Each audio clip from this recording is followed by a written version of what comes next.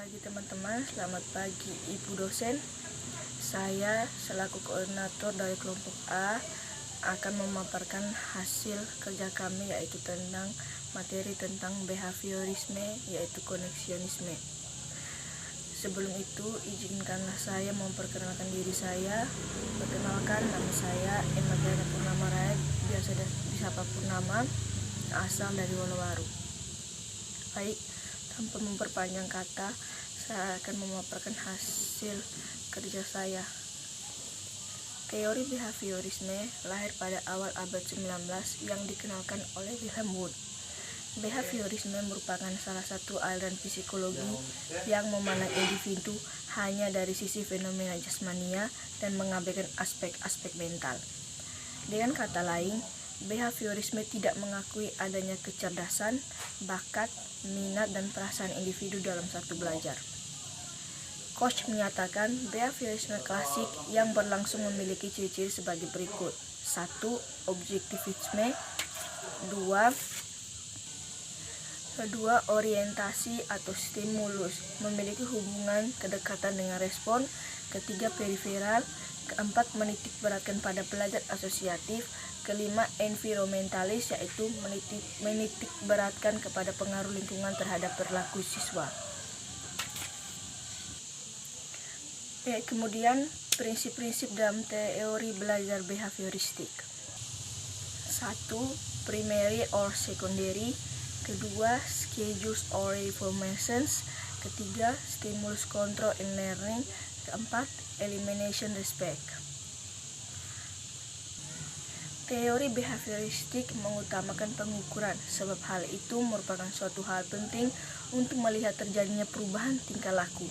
Selain itu, ada faktor penguatan. Teori behaviorisme juga disebut sebagai aliran koneksionisme. Menurut Watson, belajar merupakan proses interaksi antara stimulus dan respon. Misalkan guru sebagai stimulus atau pengantara dan siswa sebagai respon. Sekian dari materi saya. Selanjutnya saya akan memberikan kesempatan untuk teman saya, Maureen, memaparkan hasil kerjanya. Sekian dan terima kasih. Selamat pagi. Ini mengandung dua hal, yaitu 1. Hukum kegunaan. Sebuah respon terhadap stimulus memperkuat koneksi keduanya. Respon dalam hal ini adalah latihan tersebut. Yang kedua, hukum ketidakgunaan. Ketika respon tidak diberikan terhadap stimulus, kekuatan koneksinya menjadi menurun. Hukum yang ketiga adalah hukum akibat. Kegiatan belajar yang memberikan efek hasil belajar yang menyenangkan cenderung akan diulangi, sedangkan kegiatan belajar yang memberikan efek hasil belajar yang tidak menyenangkan akan dihentikan. Dalam pembelajaran hukum ini biasa diterapkan dengan pemberian imbalan. Selain hukum dasar di atas, ada 5 hukum tambahan, yaitu 1. Hukum reaksi bervariasi. Pada individu diawali oleh proses trial and error yang menunjukkan adanya bermacam-macam respon sebelum memperoleh respon yang tepat dalam memecahkan masalah yang dihadapi. 2. Hukum sikap. Perilaku belajar seseorang tidak hanya ditentukan oleh hubungan stimulus dengan respon saja, tetapi juga ditentukan keadaan yang ada dalam diri individu, baik kognitif, emosi, sosial, maupun psikomotor. Yang ketiga, hukum aktivitas berat sebelah. Individu dalam proses belajar memberikan respon hanya pada stimulus tertentu saja sesuai dengan persepsinya terhadap seluruh situasi. Yang keempat, hukum respon by analog. Individu dapat melakukan respon pada situasi yang belum pernah dialami karena individu sesungguhnya dapat menghubungkan situasi yang belum pernah dialami dengan situasi lama yang pernah dialami. Yang kelima, hukum perpindahan asosiasi. Proses peralihan dari situasi yang dikenal ke situasi yang belum dikenal dilakukan secara bertahap dengan cara menambahkan sedikit demi sedikit unsur lama. Thorndike dalam teori koneksionisme juga menyebutkan konsep transfer of learning. Transfer of learning yaitu hal yang didapatkan dalam belajar bisa digunakan untuk menghadapi atau memecahkan hal-hal lain yang sejenis atau berhubungan, maka diperlukanlah usaha agar transfer of learning dapat terjadi secara optimal. Selain menambahkan hukum-hukum baru, dalam perjalanan penyampaian teorinya, Thorndike mengemukakan revisi hukum belajar antara lain. 1. Hukum latihan ditinggalkan karena ditemukan pengulangan saja tidak cukup untuk memperkuat hubungan stimulus-respon. Sebaliknya, tanpa pengulangan pun hubungan stimulus-respon belum tentu diperlemah. Yang kedua, hukum akibat direvisi bahwa yang berakibat positif untuk perubahan tingkah laku adalah hadiah, sedangkan hukuman tidak berakibat apa-apa. Yang ketiga, syarat utama terjadinya hubungan stimulus dan respon bukan kedekatan, tetapi adanya saling sesuai antara stimulus dan respon.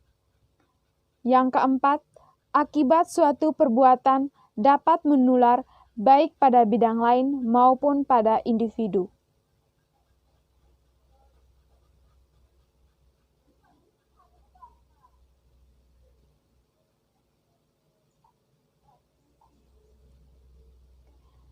Demikian pemaparan materi tentang teori belajar koneksionisme. Sekarang saya kembalikan kepada moderator atau kepada pembaca materi ketiga. Sekian dan terima kasih. Terima kasih atas waktu dan kesempatan yang diberikan kepada saya. Saya akan menjelaskan tentang implementasi dalam pendidikan. Sebelum saya menjelaskannya, saya akan memperkenalkan diri. Nama saya Yasinta Setianu Vitaria, biasa dipanggil Nining. Asal saya dari Roworike. Implementasi menurut bahasa adalah pelaksanaan atau penerapan. Implementasi merupakan suatu proses penerapan ide, kebijakan atau inovasi dalam suatu tindakan praktis sehingga memberikan dampak baik berupa perubahan pengetahuan, keterampilan maupun nilai dan sikap. Dalam hal ini, implementasi kaitannya dengan pendidikan karakter adalah penerapan suatu kegiatan atau metode secara terus-menerus yang dilakukan oleh para pendidik. Terinternalisasinya nilai-nilai karakter terhadap diri peserta didik sehingga memunculkan sikap dan perilaku yang berkarakter mulia. Pengertian pendidikan karakter. Pendidikan karakter berasal dari dua kata, yaitu pendidikan dan karakter. Menurut Undang-Undang Nomor 20 Tahun 2003 tentang Sistem Pendidikan Nasional atau Sisdiknas, pendidikan adalah usaha sadar dan terencana untuk mewujudkan suasana belajar dan proses pembelajaran agar peserta didik secara aktif mengembangkan potensi dirinya untuk memiliki kekuatan spiritual keagamaan, pengendalian diri, kepribadian, kecerdasan, serta akhlak mulia. Keterampilan yang diperlukan dirinya, masyarakat, bangsa, dan negara. Adapun pengertian implementasi dari para ahli. Yang pertama, Budi Winarno. Menurut Budi Winarno, pengertian implementasi merupakan suatu tindakan yang harusnya itu dilakukan oleh sekelompok individu yang ditunjuk dalam penyelesaian sebuah tujuan yang sudah ditetapkan sebelumnya. Yang kedua, Menurut Hanifah Harsono, pengertian implementasi merupakan suatu proses untuk dapat melaksanakan kebijakan menjadi kebijakan tindakan politik ke dalam administrasi.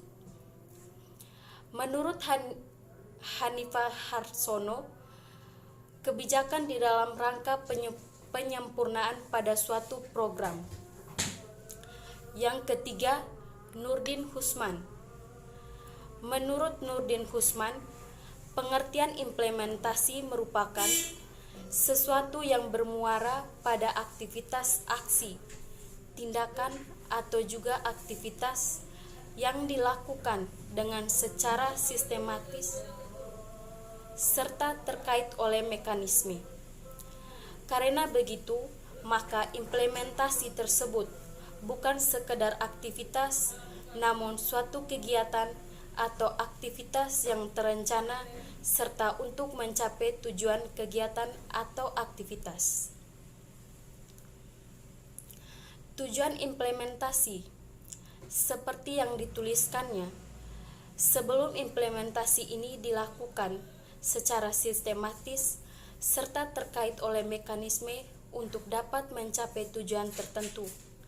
Mengacu pada pengertian implementasi yang diuraikan di atas bahwa implementasi merupakan beberapa tujuan, di antaranya sebagai berikut. Tujuan utama implementasi ialah untuk melaksanakan rencana yang telah atau sudah disusun dengan cermat baik oleh individu atau juga kelompok. Yang kedua, untuk dapat menguji serta juga mendokumentasikan suatu prosedur di dalam penerapan rencana atau juga kebijakan. Yang ketiga, untuk dapat mewujudkan tujuan-tujuan yang hendak akan dicapai di dalam perencanaan atau juga kebijakan yang telah sudah dirancang. Dan yang keempat, untuk dapat mengetahui kemampuan masyarakat di dalam menerapkan suatu kebijakan atau juga rencana sesuai dengan yang diharapkan. Yang kelima, untuk dapat mengetahui tingkat keberhasilan suatu kebijakan atau rencana yang telah dirancang demi perbaikan atau peningkatan mutu. Terima kasih atas waktu dan kesempatan yang diberikan kepada saya. Sebelum saya menjelaskan materi penerapan teori koneksionisme, saya akan memperkenalkan diri saya. Nama saya Teresia Rosalia Siro, biasa dipanggil Ocen. Saya berasal dari Kota Baru. Penerapan teori koneksionisme. Aplikasi teori Thorndike sebagai salah satu aliran psikologi tingkah laku dalam pembelajaran tergantung dari beberapa hal seperti tujuan pembelajaran, sifat materi pembelajaran, karakteristik siswa, media dan fasilitas yang tersedia. Setiap pembelajaran yang berpegang pada teori belajar behavioristik telah terstruktur rapi dan mengarah pada bertambahnya pengetahuan pada siswa. Yang kedua, pembelajaran yang diberikan sebaiknya berupa pembelajaran yang kontinu, namun hal ini dimaksudkan agar materi lampau dapat tetap dan ingat oleh siswa. Yang ketiga, dalam proses pembelajaran, pendidik hendaknya menyampaikan materi dengan cara yang menyenangkan. Contoh dan soal latihan yang diberikan, tingkat kesulitannya terhadap dari yang mudah sampai yang sulit. Hal ini agar siswa mampu menerap materi yang diberikan. Yang keempat, mengulang terhadap penyampaian materi dan latihan dapat membantu siswa mengingat materi terkait lebih lama. Yang kelima, supaya peserta didik dapat mengikuti proses pembelajaran.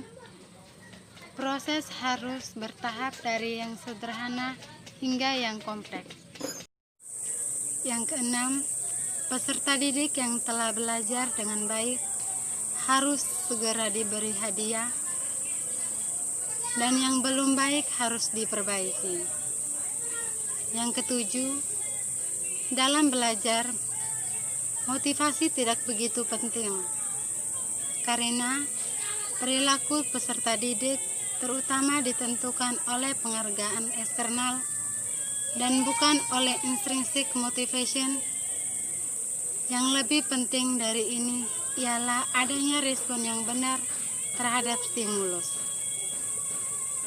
Yang kedelapan, materi yang diberikan kepada peserta didik harus ada manfaat untuk kehidupan anak kelak setelah dari sekolah. Yang kesembilan, Thorndike berpendapat bahwa cara mengajar yang baik bukanlah mengharapkan murid tahu bahwa apa yang telah diajarkan, tetapi guru harus tahu apa yang hendak diajarkan. Yang ke-10, tujuan pendidikan harus masih dalam batas kemampuan belajar peserta didik dan harus terbagi dalam unit-unit sedemikian rupa sehingga guru dapat menerapkan menurut bermacam-macam situasi. Selamat pagi, salam sejahtera untuk kita semua. Terima kasih atas waktu dan kesempatan yang diberikan kepada saya. Perkenalkan, nama saya Rensiana Mangkung. Saya akan memaparkan teori tentang behaviorisme koneksionisme. Pada bagian implementasinya di sekolah, teori Thorndike secara lebih khusus dapat diterapkan di sekolah untuk merancang pembelajaran secara konkret. Proses pembelajaran merupakan proses yang terdapat interaksi antara guru dan siswa yang bersifat timbal balik. Dalam proses pembelajaran pasti adanya tujuan agar ada ketercapaian dalam proses tersebut. 1. Tujuan proses pembelajaran. Belajar merupakan suatu bentuk kegiatan belajar untuk mencari pengetahuan, di mana dalam proses belajar siswa perlu mencapai ketercapaian pembelajaran. Tujuan proses pembelajaran adalah untuk memperoleh pengetahuan dengan suatu cara yang dapat melatih kemampuan intelektual para siswa dengan merangsang keingintahuan serta memotivasi kemampuan mereka, antara lain aspek kognitif, aspek afektif, dan aspek psikomotorik. 2. Komponen pembelajaran. Suatu pembelajaran bisa berjalan karena adanya subjek pembelajaran. Komponen-komponen pembelajaran antara lain: 1. Guru, 2. Siswa, 3. Materi ajar, 4. Metode pembelajaran, 5. Media pembelajaran, 6. Evaluasi pembelajaran. Terima kasih kepada teman-teman yang telah memaparkan hasil kerjanya. Saya selaku koordinator dari kelompok A mewakili teman-teman sekalian mengucapkan maaf apabila dalam video pembelajaran ini banyak melakukan kesalahan baik berupa lisan, kata maupun tindakan. Karena kesempurnaan hanya milik Allah Subhanahu wa taala. Semoga video pembelajaran yang sederhana ini dapat berguna untuk kita semua. Terima kasih dan sampai jumpa.